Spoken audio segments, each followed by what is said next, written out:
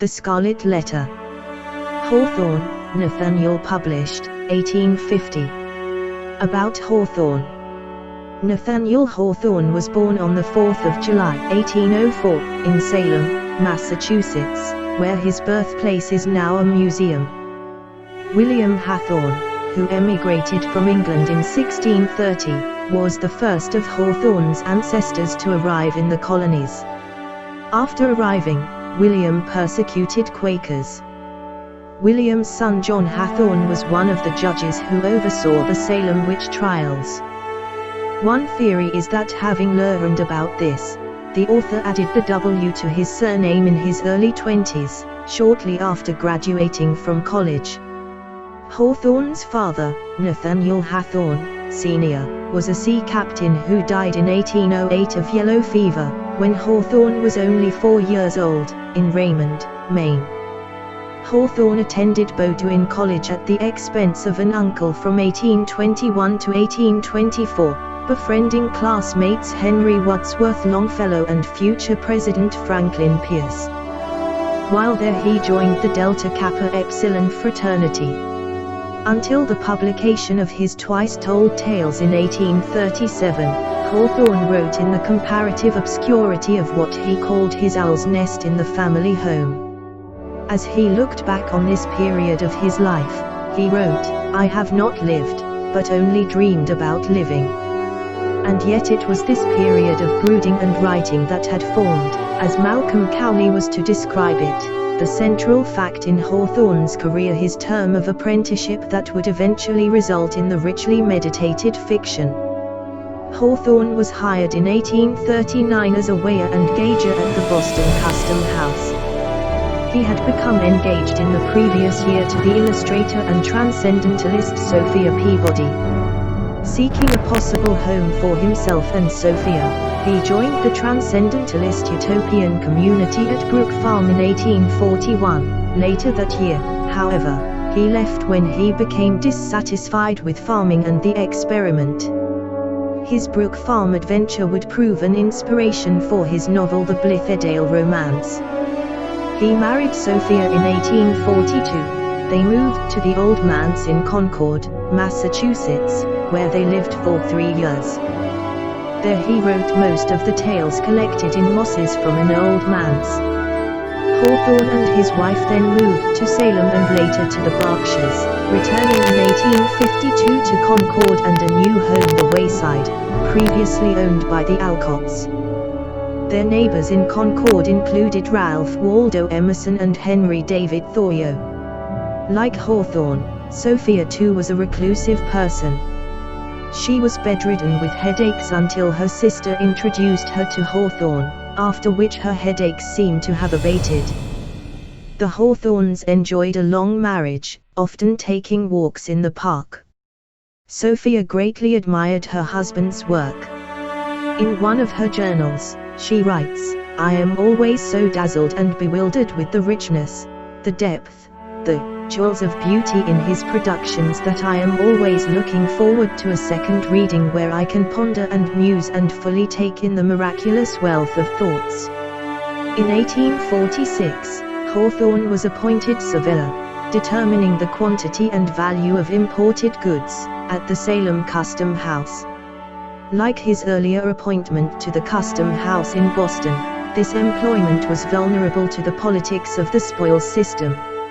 A Democrat, Hawthorne lost this job due to the change of administration in Washington after the presidential election of 1848. Hawthorne's career as a novelist was boosted by The Scarlet Letter in 1850, in which the preface refers to his 3-year tenure in the Custom House at Salem. The House of the Seven Gables, 1851, and The Blithedale Romance, 1852, followed in quick succession. In 1852, he wrote the campaign biography of his old friend Franklin Pierce. With Pierce's election as president, Hawthorne was rewarded in 1853 with the position of United States Consul in Liverpool. In 1857, his appointment ended and the Hawthorne family toured France and Italy. They returned to the Wayside in 1860, and that year saw the publication of The Marble Faun.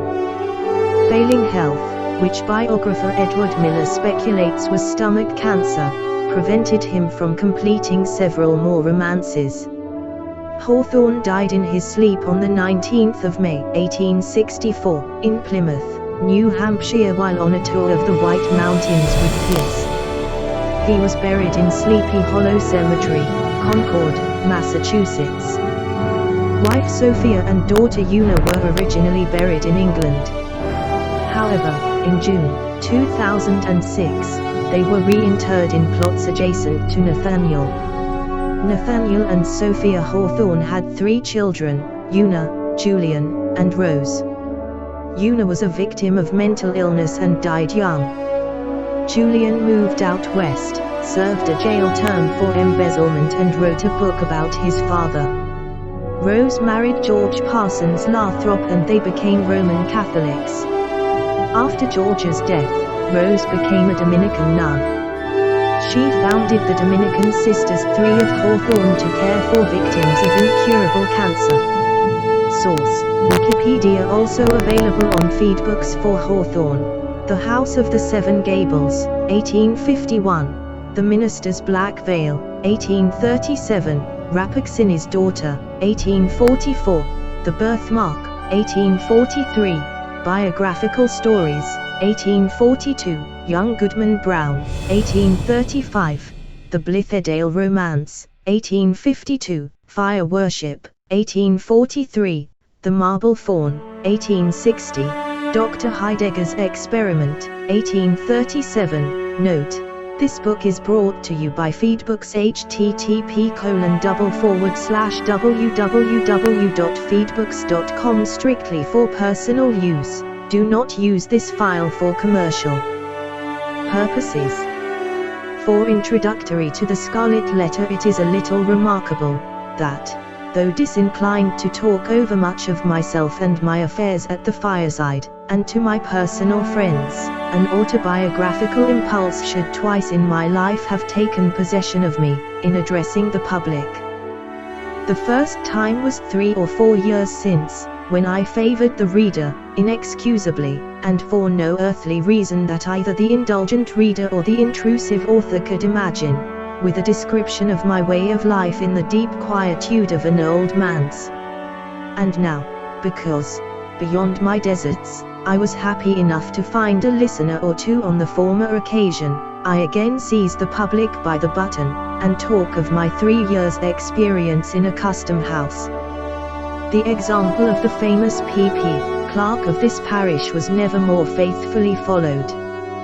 The truth seems to be, however, that when he casts his leaves forth upon the wind, the author addresses, not the many who will fling aside his volume, or never take it up, but the few who will understand him better than most of his schoolmates or life mates.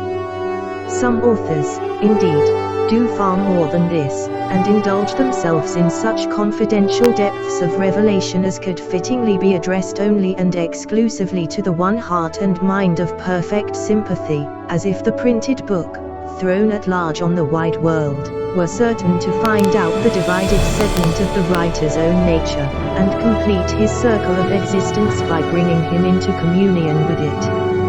It is scarcely decorous, however, to speak all, even where we speak impersonally.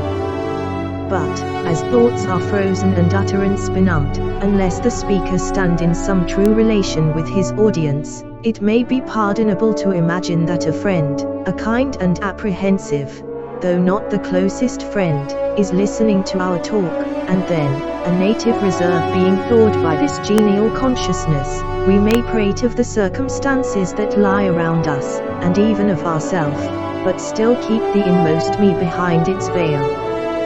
To this extent, and within these limits, an author, methinks, may be autobiographical, without violating either the reader's rights or his own.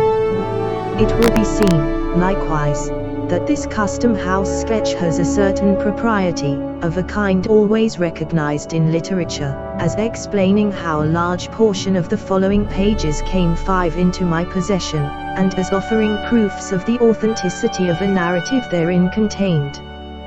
This, in fact, a desire to put myself in my true position as editor, or very little more, of the most prolix among the tales that make up my volume, this, and no other, is my true reason for assuming a personal relation with the public.